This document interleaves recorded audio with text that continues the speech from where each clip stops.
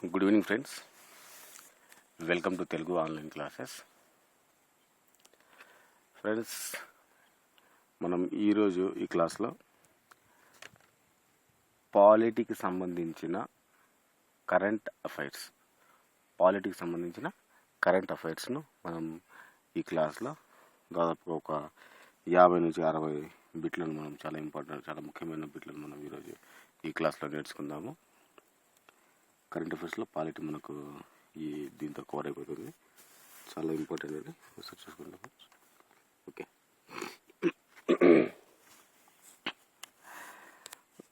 2017 April 1 నుంచి అమలులోనికి రానున్న వస్తు సేవల పన్నుల బిల్లును ఇంగ్లీష్లో జిఎస్టి అంటారు. ఓకే, వస్తు సేవల పన్ను బిల్లు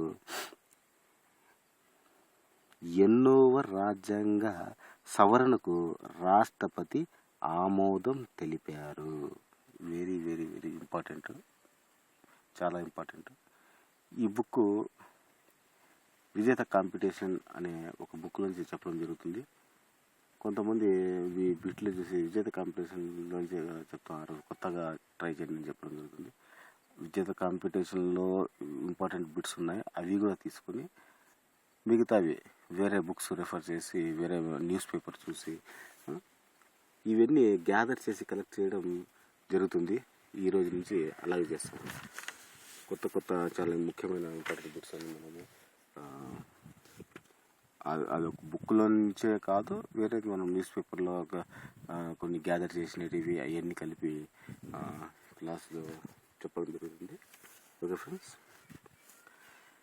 దీనికి 2017 ఏప్రిల్ 1 నుంచి అమలులోకి రానున్న వస్తు సేవల పన్ను బిల్లు 8వ రాజ్యాంగ సవరణకు రాష్ట్రపతి ఆమోదం తెలిపారు.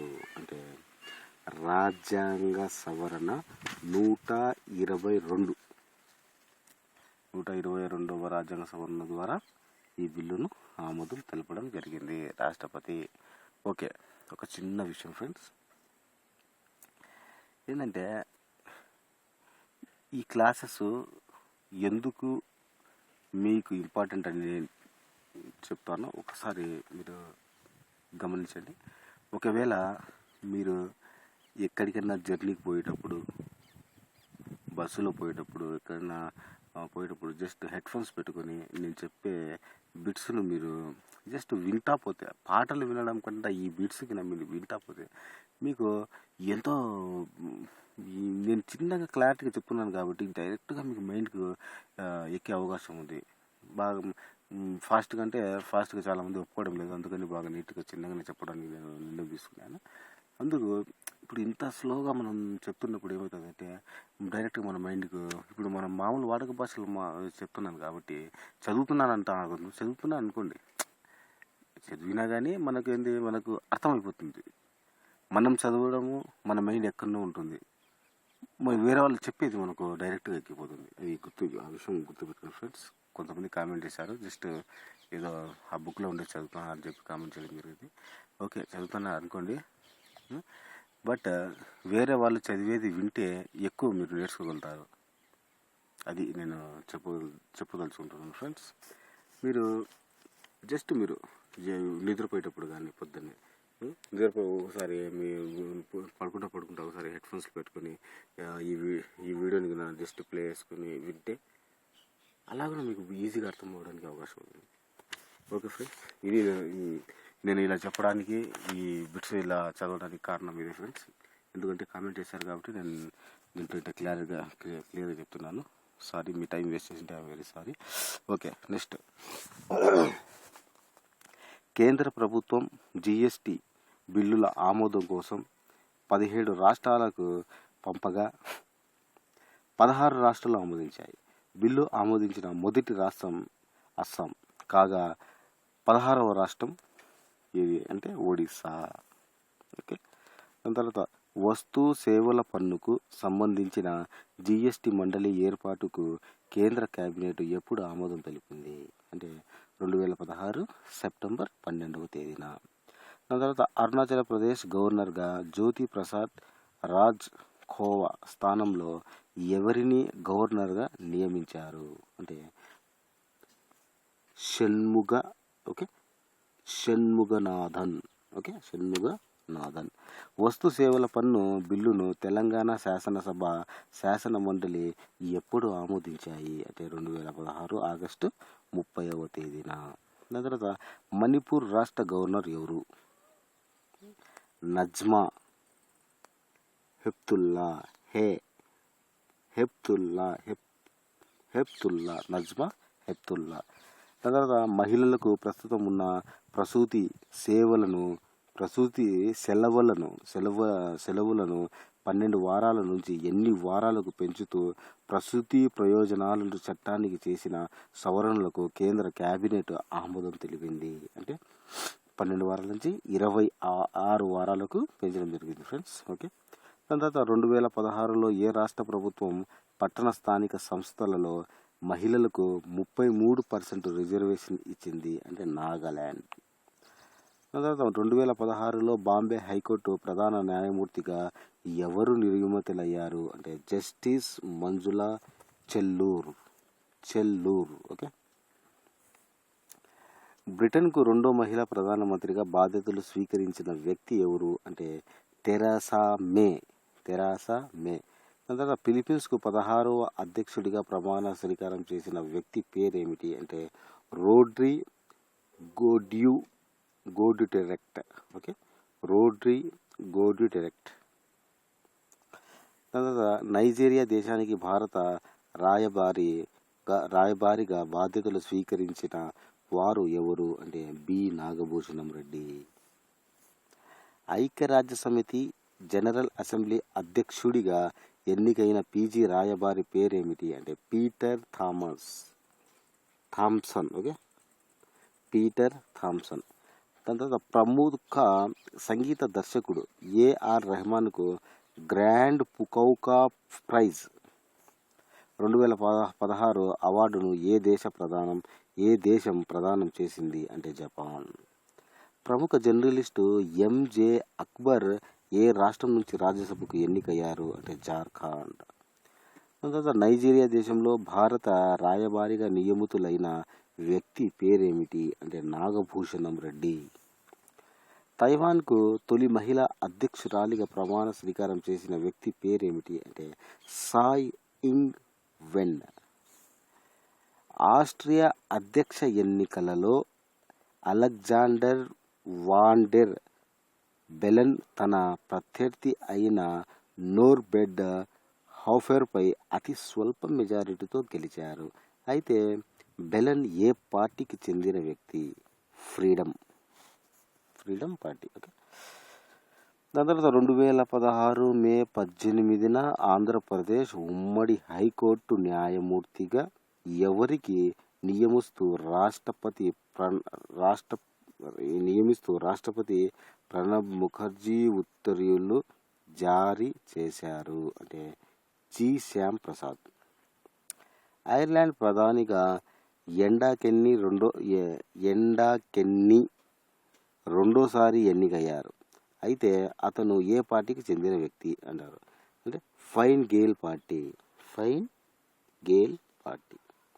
మాజీ రాష్ట్రపతి దివంగత ఏపీజే అబ్దుల్ కలాం పేరుతో ఏర్పాటు చేసిన పార్టీని నిషేధిస్తూ చెన్నై హైకోర్టు తీర్పు ఇచ్చింది. అయితే ఈ పార్టీని ఏర్పాటు చేసిన వ్యక్తి ఎవరు అంటే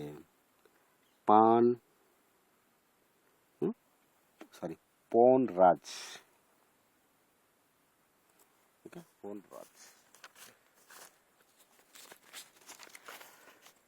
తర్వాత బ్రిటన్ రాజధాని లండన్ మేయర్ పదవికి తొలిసారిగా లేబర్ పార్టీ తరపున ఎన్నికైన ముస్లిం పేరేమి అంటే సాదిక్ ఖాన్.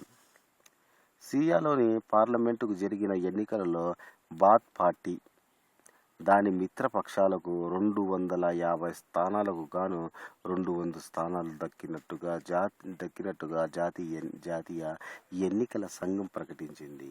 అయితే బాత్ పార్టీ అధ్యక్షుడి పేరేమి అంటే బషర్ అల్ అసద్.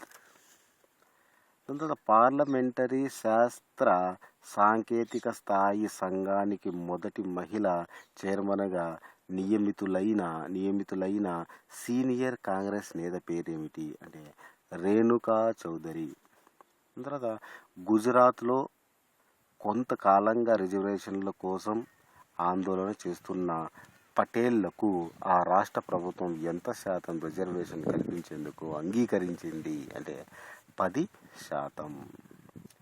నియాత్మం జాతీయ అసెంబ్లీకు ఎన్నికైన తొలి మహిళా స్పీకర్ ఎవరు అంటే గుయెన్ తికిమ్ యన్గాన్. ఓకే. దాని తర్వాత వియత్నాం దేశ నూతన అధ్యక్షుడిగా ఎన్నికైన వ్యక్తి పేరేమిటి అంటే ట్రాన్ దై క్వాంగ్. ఐస్లాండ్లోని సంకీర్ణ ప్రభుత్వం నూతన ప్రధానిగా ఎన్నికైన వ్యక్తి పేరేమి అంటే సిగుర్ధుర్ ఇంగిజోహన్సన్. ఓకే. తర్వాత సికింద్రాబాదులో నిర్మించిన నగర సివిల్ కోర్టుల భవన సముదాయాన్ని సుప్రీంకోర్టు ప్రధాన న్యాయమూర్తి ప్రారంభించారు.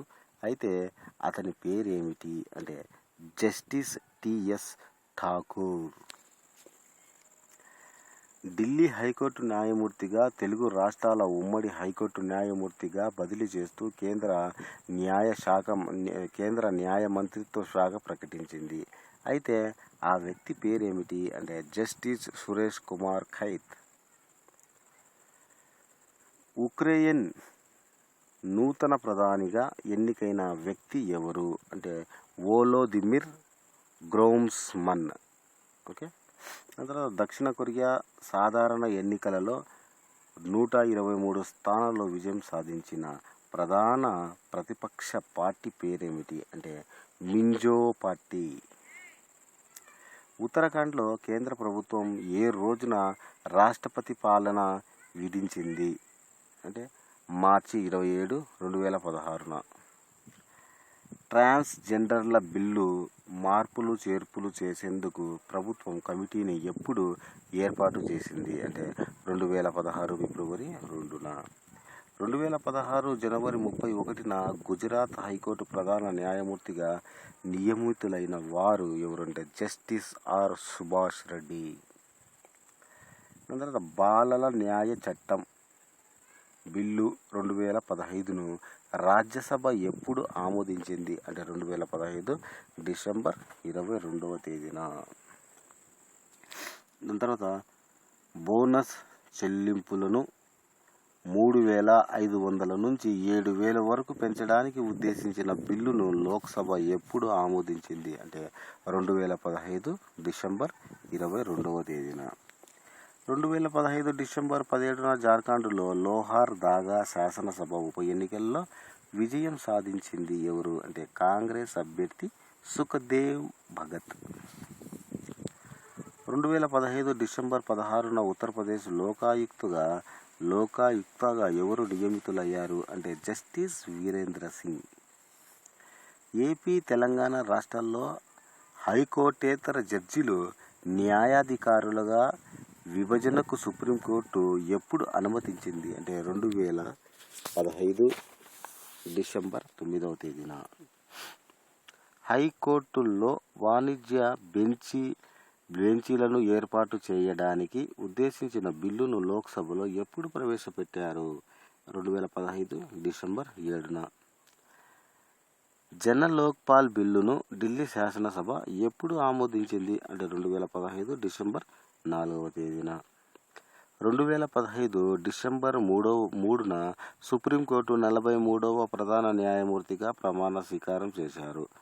ఎవరంటే జస్టిస్ తీర్థ్ సింగ్ ఠాగూర్. తర్వాత బ్యూరో ఆఫ్ ఇండియన్ స్టాండర్డ్స్ పరిధిలోకి సేవలు వస్తువులు విధానాలు చేర్చాల్సిన బిల్లుకు లోక్సభ ఎప్పుడు ఆమోదించింది అంటే 2015 డిసెంబర్ 3వ తేదీన.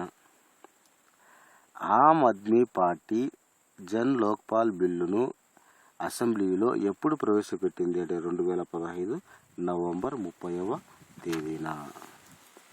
బీహార్ సీఎం నితీష్ కుమార్ ఎప్పటి నుంచి బీహార్లో మద్య నిషేధం విధిస్తున్నట్టుగా వెల్లడించారు. 2016 ఏప్రిల్ 1వ తేదీ నుంచి. బీహార్కు 5వసారి ముఖ్యమంత్రిగా నితీష్ కుమార్ ఏ రోజున ప్రమాణ స్వీకారం చేశారు అంటే 2015 నవంబర్ 20వ తేదీన. రాజ్యాంగ దినోత్సవంగా ఏ రోజును పాటిస్తున్నట్టుగా లోక్సభ ప్రకటించింది అంటే నవంబర్ 26వ తేదీన. ఈ బిట్టు గ్రూప్లో కూడా రావడం జరిగింది ఫ్రెండ్స్, ఒకసారి గమనించండి. 2015 నవంబర్ 2న త్రిపుర రాష్ట్ర మానవ హక్కుల కమిషన్ తొలి చైర్మన్గా నియమితులైన వారు ఎవరు అంటే కళ్యాణ్ జ్యోతి సేన్ గుప్తా. ఎన్జీఏపీ 99వ రాజ్యాంగ సవరణ చట్టం రాజ్యాంగ విరుద్ధమని రాజ్యాంగ ధర్మాసనం ఎప్పుడు వెల్లడించింది అంటే 2015 అక్టోబర్ 16.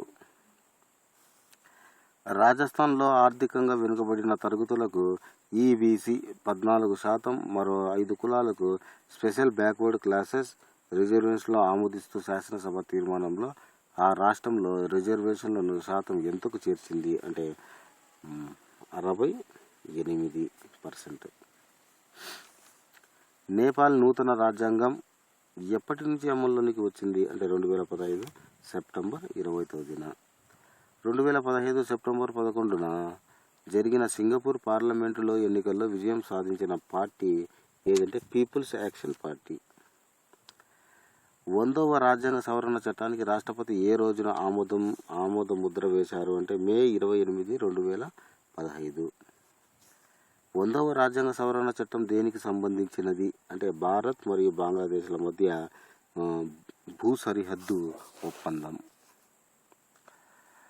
భారత శిక్షా స్మృతిలోకి ఉరిశిక్ష రద్దు చేయాలని కోరుతూ ఏ రాష్ట్ర శాసనసభ ఏకగ్రీవ తీర్మానానికి ఆమోదించి కేంద్రానికి పంపింది అంటే త్రిపుర.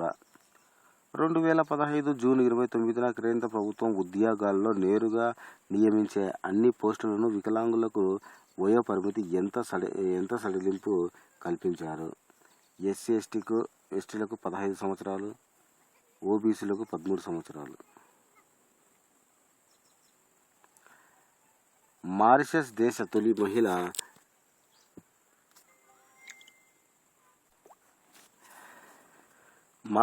తొలి మహిళ అధ్యక్షురాలిగా ఎంపికైన వారు ఎవరంటే అమీనా గురీబ్ షకీం.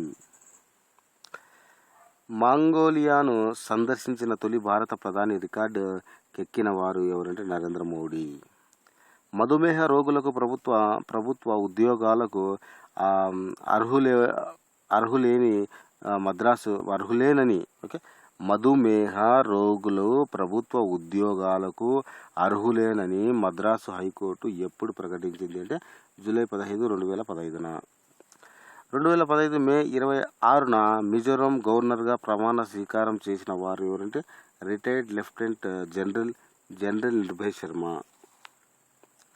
తమిళనాడు ముఖ్యమంత్రిగా అన్నా డిఎంకే అధినేత్రి జయలలిత 5వసారి ఎప్పుడు బాధ్యతలు చేపట్టారు అంటే 2015 మే 23వ తేదీన. 2015 మే 22న రక్షణ శాఖ కార్యదర్శిగా నియమితులైన వారు ఎవరంటే సీనియర్ ఐఏఎస్ అధికారి జి మోహన్ కుమార్. 2015 మే 20న సిక్కిం రాష్ట్ర లోకాయుక్తగా నియమితులైన వారు ఎవరంటే జస్టిస్ కళ్యాణ్ జ్యోతి సేన్ గుప్తా. 2015 మే 20న మేఘాలయ గవర్నర్గా బాధ్యతలు స్వీకరించిన వారు ఎవరంటే వి షణ్ముగనాథన్. 2015 మే 18న జార్ఖండ్ మొదటి మహిళా గవర్నర్గా ప్రమాణ స్వీకారం చేసిన వారు ఎవరంటే ద్రౌపది ముర్ము. ఇది ఫ్రెండ్స్, ఈరోజు మనం పాలిటిక్స్ సంబంధించిన కరెంట్ అఫైర్స్ని మనం ఈ క్లాస్లో మనం నేర్చుకోవడం జరిగింది. ఇవి బుక్లెట్ ఫ్రెండ్స్. నెక్స్ట్ మనము న్యూస్ పేపర్స్లో అవన్నీ వేరే బుక్స్ నేను యాడ్ చేసినది పార్ట్ 2లో నేను అప్లోడ్ చేయడానికి ప్రయత్నిస్తాను. ఈరోజు పాలిటీ అయిపోయింది. నెక్స్ట్ ఇంకో క్లాస్ ఉంటే పాలిటీ మొత్తం కరెంట్ అఫైర్స్ అని కవర్ చేయడం అయిపోతుంది. దాని తర్వాత మనము ఎకానమీలో కరెంట్ అఫైర్స్ మొత్తం నేర్చుకుందాం ఫ్రెండ్స్. ఓకే ఫ్రెండ్స్, ఈ వీడియోకి మీకు నచ్చినట్లయితే లైక్ చేయండి ఫ్రెండ్స్, షేర్ చేయండి. Okay friends, thank you very much.